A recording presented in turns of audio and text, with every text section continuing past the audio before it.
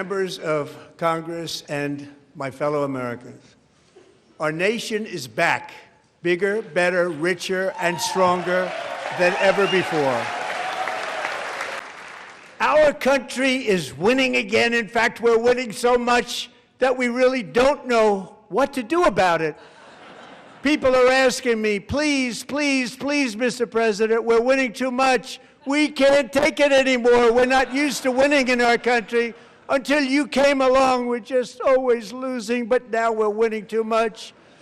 And I say, no, no, no, you're going to win again. You're going to win big. You're going to win bigger than ever. And to prove that point, here with us tonight is a group of winners who just made the entire nation proud. The men's gold medal Olympic hockey team. Come on in.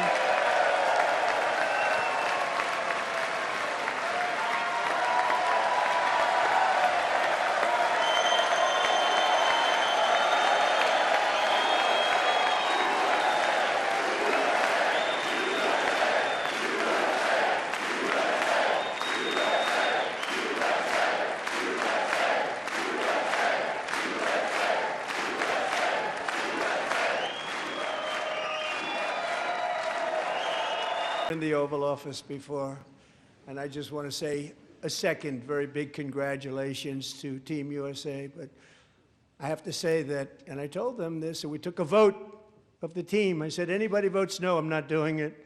So they stood there, and they weren't about to say no, because I've never seen a goaltender play as well as goalie Connor Hellebuck.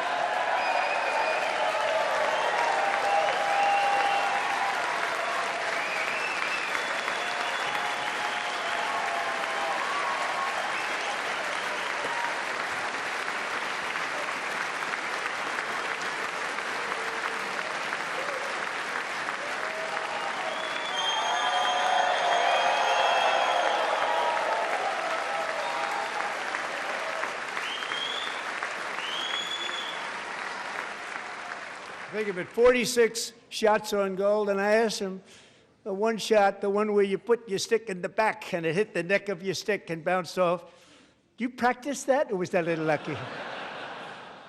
He refused to answer that question. But I just want to tell you that the members of this great hockey squad will be very happy to hear, based on their vote and my vote, and in this case my vote was more important, that I will soon be presenting Connor with our highest civilian honor, which we will be given and which has been given to many athletes over the years. But when I say many, not too many, like 12, it's called the highest civilian honor in our country, the Presidential Medal of Freedom.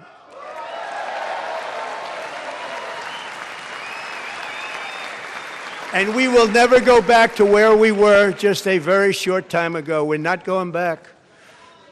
Today our border is secure.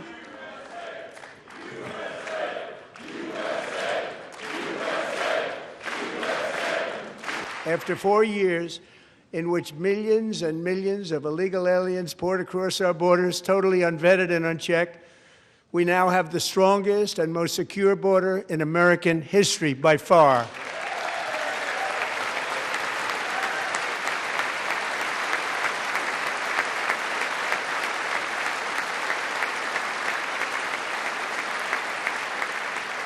In the past 9 months, 0 illegal aliens have been admitted to the United States.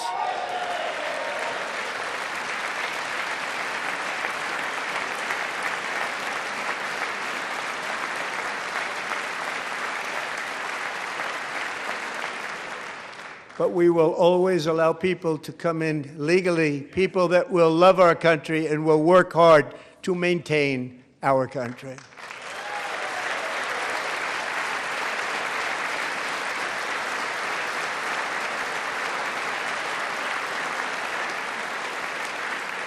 The flow of deadly fentanyl across our border is down by a record 56% in 1 year.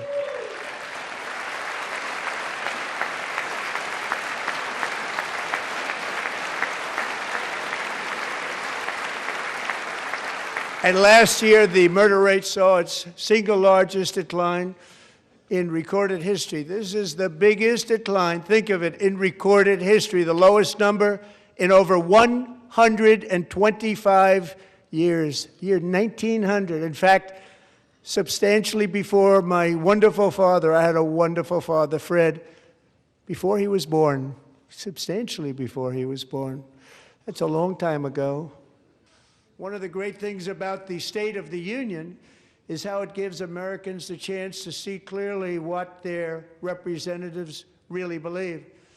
So tonight I'm inviting every legislator to join with my administration in reaffirming a fundamental principle. If you agree with this statement, then stand up and show your support. The first duty of the American government is to protect American citizens, not illegal aliens.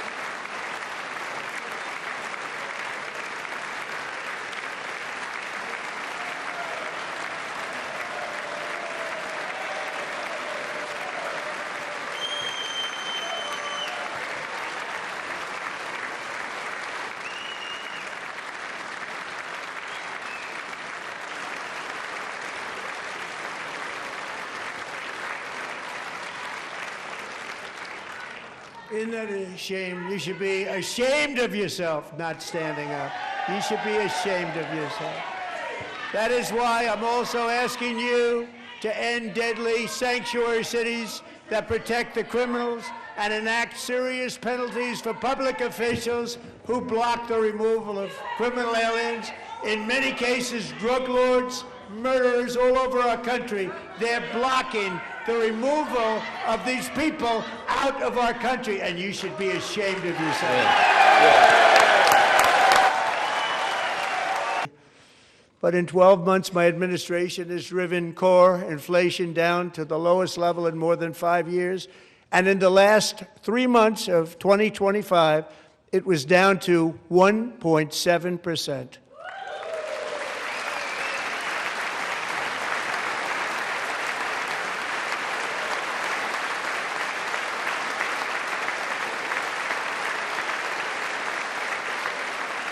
Gasoline, which reached a peak of over $6 a gallon in some states under my predecessor, it was quite honestly a disaster, is now below $2.30 a gallon in most states, and in some places $1.99 a gallon. And when I visited the great state of Iowa just a few weeks ago, I even saw $1.85 a gallon for gasoline.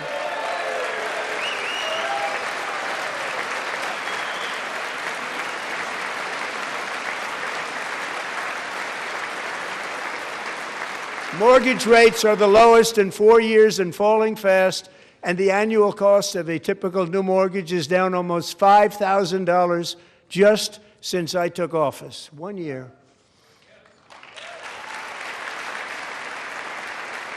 And low interest rates will solve the Biden-created housing problem well, at the same time protecting the values of those people who already own a house.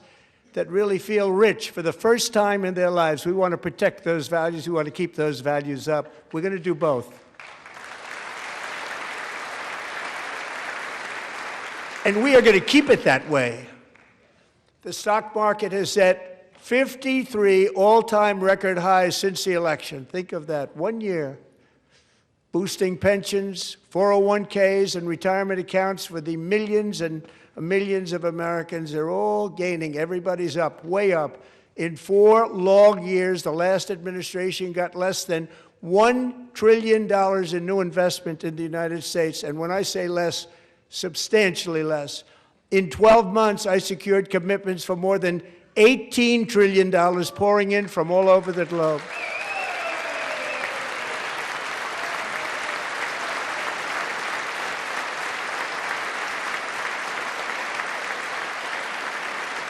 Think of it, much less than $1 trillion for 4 years versus much more than $18 trillion for 1 year. What a difference a president makes.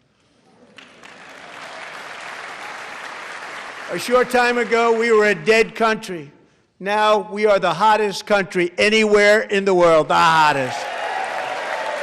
I'm very proud to say that during my time in office, both the first 4 years and in particular this last year, there has been a tremendous renewal in religion, faith, Christianity, and belief in God. Tremendous renewal.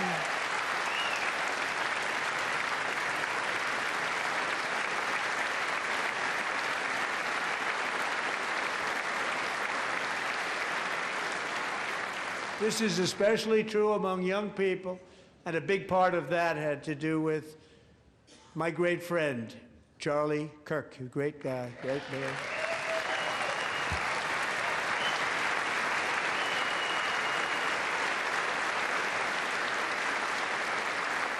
So last year, Charlie was violently murdered by an assassin and martyred, really martyred for his beliefs. His wonderful wife, Erica, is with us tonight. Erica, please stand.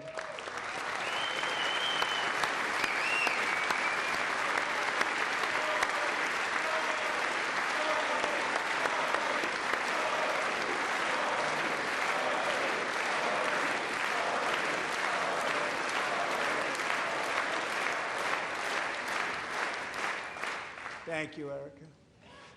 Been through a lot. In Charlie's memory, we must all come together to reaffirm that America is one nation under God, and we must totally reject political violence of any kind. And perhaps most importantly, I'm asking you to approve the Save America Act.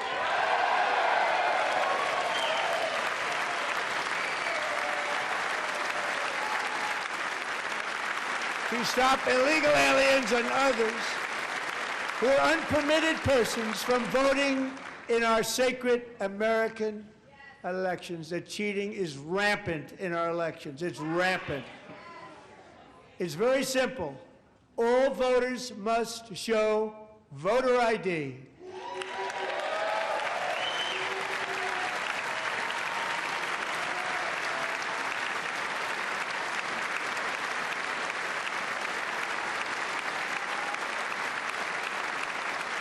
All voters must show proof of citizenship in order to vote.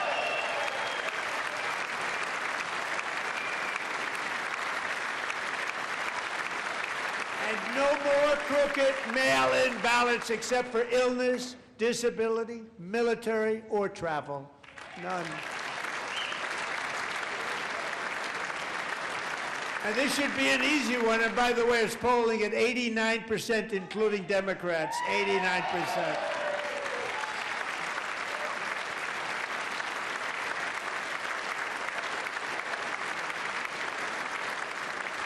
And even the new communist mayor of New York City, I think he's a nice guy, actually. Speak to him a lot. Bad policy, but nice guy. Just said they want people to shovel snow. They got hit hard. Wants them to shovel snow, but if you apply for that job, you need to show 2 original forms of ID and a Social Security card. Yet they don't want identification for the greatest privilege of them all, voting in America. No, it's no good. No good. Both Republicans and Democrats overwhelmingly agree on the policy that we just enunciated. And Congress should unite and enact this common sense, country-saving legislation right now, and it should be before anything else happens.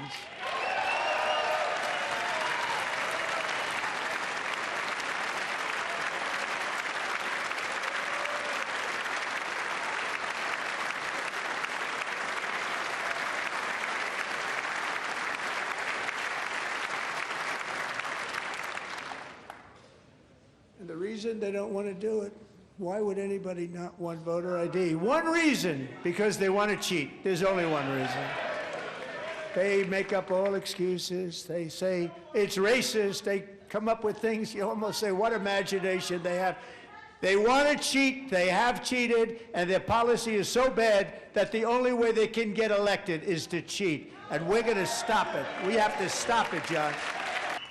Delilah Coleman was only 5 years old in June 2024 when a 18-wheel tractor trailer plowed into her stopped car traveling at 60 miles an hour or more. The driver was an illegal alien let in by Joe Biden and given a commercial driver's license by open borders politicians in California. Doctors said Delilah would never be able to walk or talk, have a good life.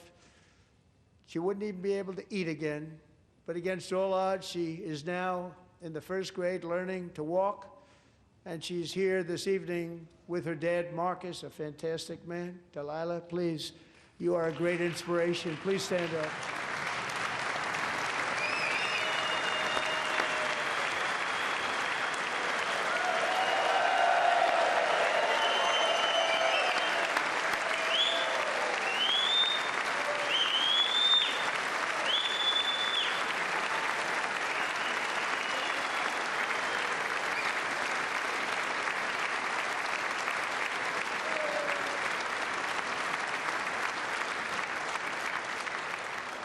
Thank you, Delilah.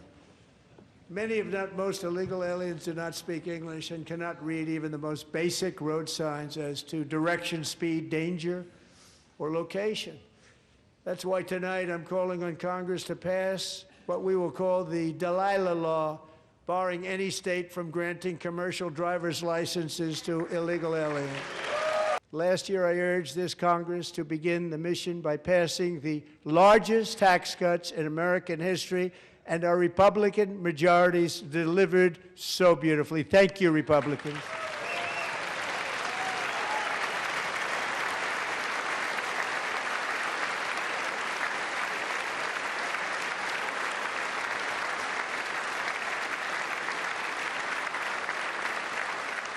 All Democrats, every single one of them, voted against these really important and very necessary massive tax cuts.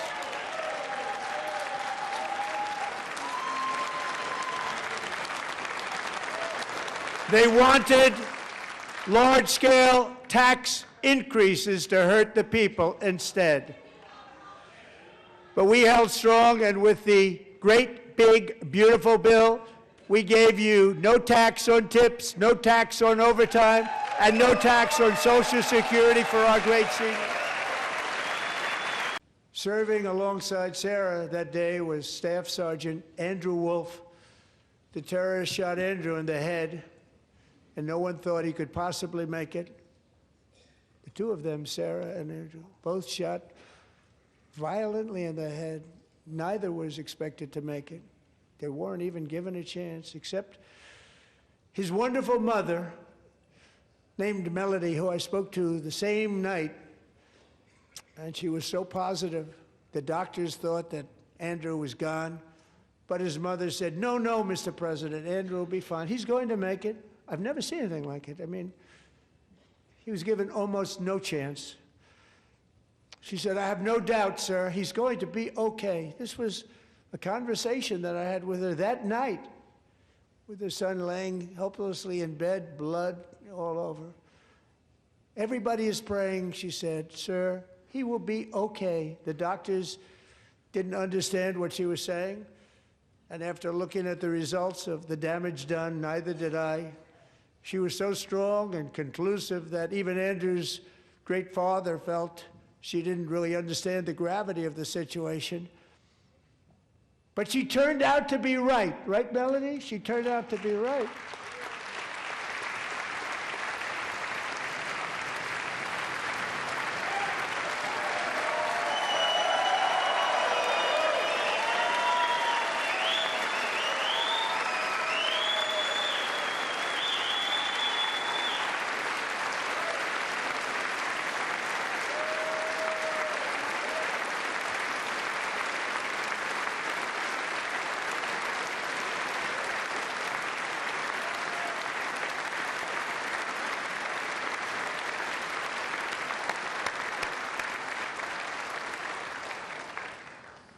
Amazing, actually.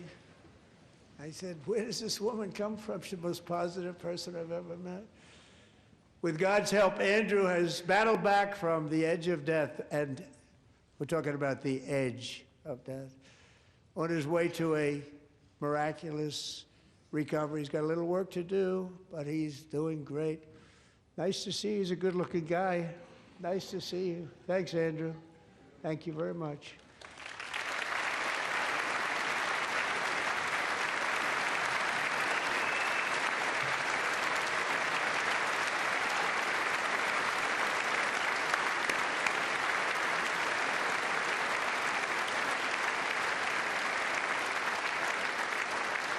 So, Andrew, while you're up, now I'm going to ask a highly respected General James Seward to present Staff Sergeant Andrew Wolf and the great family of Sarah Beckstrom with the award created by our late, great President George Washington himself. It's called the Purple Heart.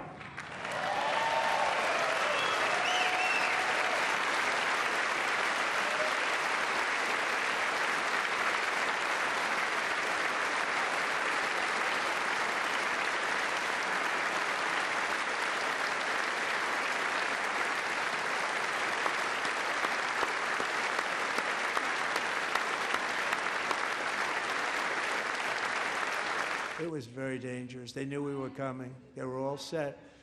But the deeds of one warrior that night will live forever in the eternal chronicles of military valor. Chief Warrant Officer 5, Eric Slover, planned the mission and was the flight lead in the cockpit of the first helicopter, a big, beautiful, powerful helicopter. It was a massive Chinook carrying, as you can imagine, many, many American warfighters. Wearing the dog tags, his wife Amy had blessed with holy water before he left. She knew it was going to be a rough one. Eric steered the Chinook under the cover of night and descended swiftly upon Maduro's heavily protected military fortress. This was a major military installation, protected by thousands of soldiers and guarded by Russian and Chinese military technology. How did that work out? Not too good? While preparing to land, enemy machine guns fired from every angle, and Eric was hit very badly in the leg and hip, one bullet after another. He absorbed 4 agonizing shots, shredding his leg into numerous pieces. And yet, despite the fact that the use of his legs was vital to successful helicopter flight, legs are the most important part of flying a helicopter, to deliver the many commandos who would capture and detain Maduro was the only thing Eric was thinking about. Then, even as he was gushing blood, which was flowing back down the aisle, helicopter lands at a steep angle. The machine guns stood right in front of him. They were right in front of him, 2 machine gunners who escaped the wrath of the previous planes. Eric maneuvered his helicopter with all of those lives and souls to face the enemy and let his gunners eliminate the threat. Turned the helicopter around so the gunners could take care of business, saving the lives of his fellow warriors from what could have been a catastrophic crash. deep in enemy territory. Only after safely landing the helicopter with all the warriors aboard in the exact right spot, which was vital to the mission, we probably would have had to maybe cancel the mission if that didn't happen.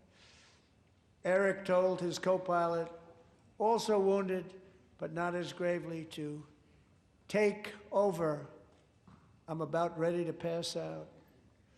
The success of the entire mission and the lives of his fellow warriors hinge on Eric's ability to take searing pain. It was unbelievable what's happened to his legs, of the bullets, and keep on flying and landing, and people knew what was happening. Everybody in the back of the helicopter knew because they saw the blood pouring down the aisle. Chief Warrant Officer Slover is still recovering from his serious wounds, but I'm thrilled to say that he is here tonight with his wife, Amy. Eric and Amy, come on in.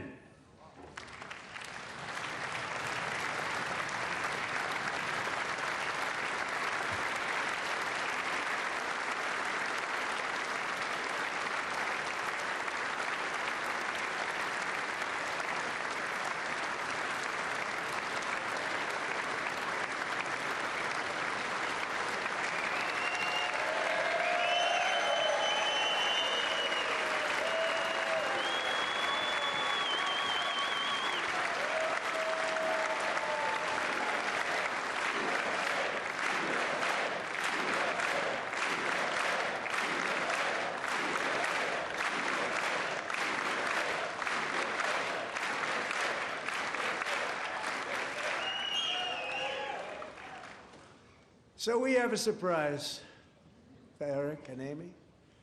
In recognition of Eric's actions above and beyond the call of duty, I would now like to ask General Jonathan Braga to present Chief Warrant Officer Slover with our nation's highest military award, the Congressional Medal of Honor.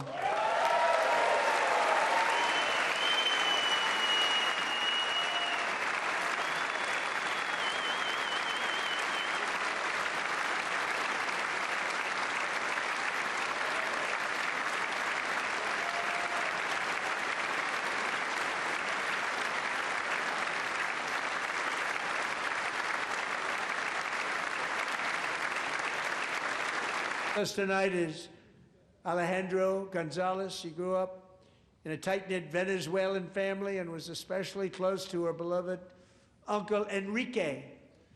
But after Enrique ran for office and opposed Maduro, he was kidnapped by Maduro's security forces and thrown into the regime's really infamous prison in Caracas. Alejandro feared she would never see her uncle again. She feared for her own life also. But since the raid, we have worked with the new leadership, and they have ordered the closure of that vile prison and released hundreds of political prisoners already, with more to come. Alejandro, I'm pleased to inform you that not only has your uncle been released, but he is here tonight. We brought him over to celebrate his freedom with you in person. Enrique, please come down.